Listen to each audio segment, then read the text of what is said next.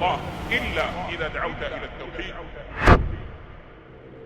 Que ce soit sur YouTube, Snapchat, Instagram, Netflix, tu trouveras en détail des vidéos explicatives sur comment faire une pizza, comment construire une lampe ou quelles sont les options d'une voiture de luxe. Mais je t'informe qu'il y a plus important que la nourriture, la déco ou les automobiles.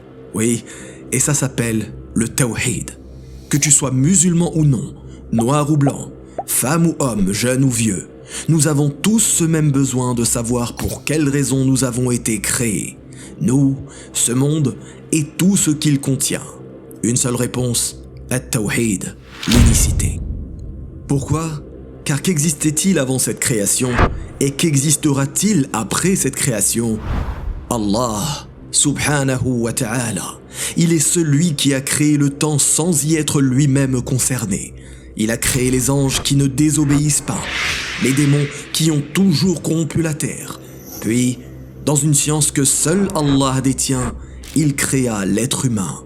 Cet être doué de raison, de libre arbitre, capable du meilleur comme les anges, comme du pire comme les djinns. Pour nous faciliter la compréhension de l'élément le plus important de notre religion, qui est le tawhid, les gens de science l'ont méthodologiquement classé en plusieurs catégories, afin de mieux saisir ses subtilités et particularités, afin de se prémunir du pire des péchés, le shirk, le seul péché qui annule l'ensemble des actes de celui qui le commet, le seul péché qu'Allah ne pardonne pas si l'on meurt sans s'en être repenti.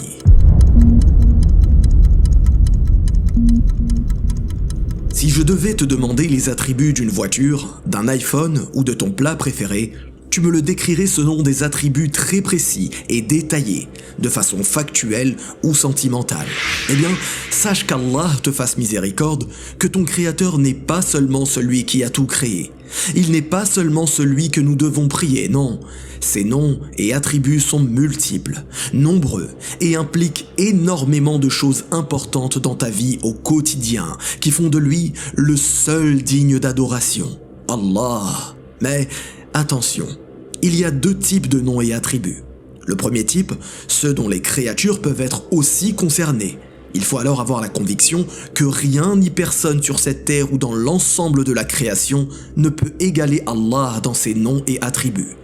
Le second type, ceux dont Allah détient l'exclusivité. Il faut alors avoir la conviction qu'aucune créature ne détient ce nom et attribut.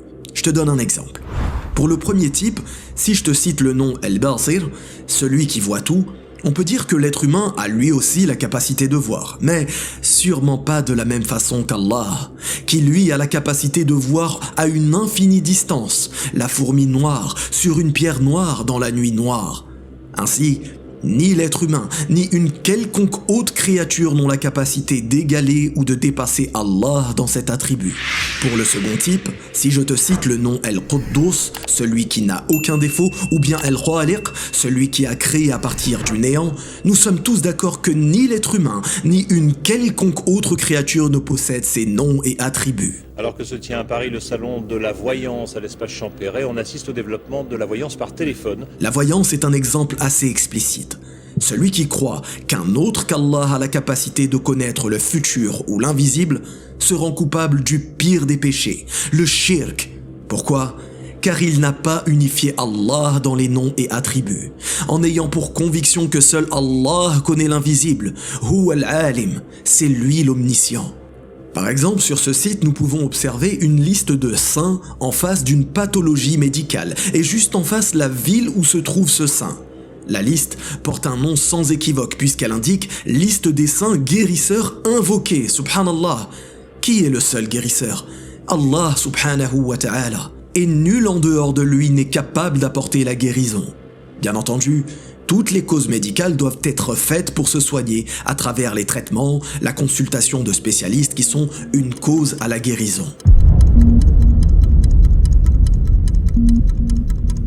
J'ai une question. Si je te disais que cette machine que tu vois, qui produit des lingettes désinfectantes, s'est elle-même créée, fonctionne sans électricité et sans aucun gestionnaire pour la mettre en marche, l'entretenir ou veiller sur elle.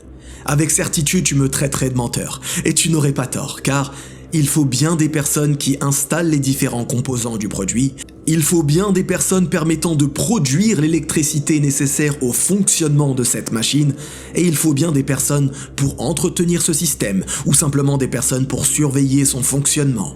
Le corps humain, les végétaux, les animaux et autres créatures sont des milliards de fois composés de principes et systèmes plus complexes que cette simple machine de production. Comment peux-tu douter de l'existence d'un créateur, d'un parfait gestionnaire, d'un propriétaire parfaitement souverain de toutes choses, Allah? Eh bien, le tawhid al-rububiyyah, c'est ça. C'est avoir la conviction qu'Allah est le seul créateur, car lui seul donne la vie et la mort. C'est avoir la conviction qu'Allah gère absolument tout, les planètes, la terre, l'alternance du jour et de la nuit, de la pluie et du soleil. Et c'est d'avoir la conviction qu'en réalité, Allah est le seul vrai roi, le seul souverain, car c'est à lui que tout appartient. Celui qui justement pense qu'il n'est pas le seul et unique créateur, que ce n'est pas lui qui gère absolument tout et que l'ensemble de la création tout entière ne lui appartient pas, se rend alors coupable du pire des péchés, le shirk, car il n'a pas unifié Allah dans sa seigneurie. Prenons l'exemple d'une tendance actuelle présente même dans les grandes surfaces que certains appellent les pierres magiques. Elles promettent faussement de favoriser la fertilité pour donner naissance à un enfant, de protéger du mauvais œil ou encore de faciliter le succès. Qui est le seul à donner la mort et la vie? Allah subhanahu wa ta'ala, car c'est le seul créateur. Qui est le seul à protéger du mauvais œil? Allah, car c'est lui qui gère absolument tout et à qui tout appartient. Subhanahu wa ta'ala. Celui qui croit faussement qu'une créature ou création a la capacité d'avoir une quelconque part à la seigneurie se rend alors coupable du pire des péchés, le shirk, car il n'a pas unifié Allah dans sa seigneurie, at-tawhid al-rububiyyah.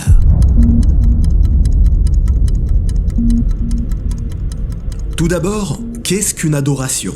Uniquement prier, jeûner, faire le pèlerinage? Eh bien la réponse est non, ce n'est pas seulement ça. La définition la plus simple et la plus claire est de se dire qu'une adoration est un ensemble d'actes apparents ou cachés qu'Allah aime et agrée parmi les actes du cœur, de la langue ou du corps. Comme faire du dhikr, comme l'invocation, comme la taqwa, la crainte révérentielle, la demande de secours, la demande de guérison, etc. parmi les actes d'adoration faits pour Allah seul. Puisque c'est Allah subhanahu wa ta'ala qui a les noms les plus beaux et les attributs les plus parfaits. Puisque c'est Allah subhanahu wa ta'ala qui gère absolument tout, qui est le seul créateur et que c'est à lui que tout appartient. Eh bien, conséquence, qui est le seul digne d'adoration? Allah subhanahu wa ta'ala. La ma'buda bihaqqin illa Allah. Le lieu que vous voyez se trouve dans un pays du Maghreb. Sur ce lieu, plusieurs charlatans demandent à leurs victimes de sacrifier des animaux et de les jeter sans les consommer. Ces personnes invoquent un prétendu saint qui est mort et qui ne leur est en réalité d'aucune utilité. Tout ceci constitue le pire des péchés, le shirk, car ces actes d'adoration que sont l'invocation, la demande de secours ou le sacrifice sont faits pour un autre qu'Allah. Ils n'ont donc pas unifié Allah dans l'adoration, at-tawhid al-uluhiyyah. Tout ceci provient indéniablement du manque de science de ces gens. Qu'Allah subhanahu wa ta'ala nous facilite la recherche de cette science magnifique qu'est le tawhid. Wallahu a'lam. Barakallahu fikum. Wassalamu alaykum wa rahmatullah.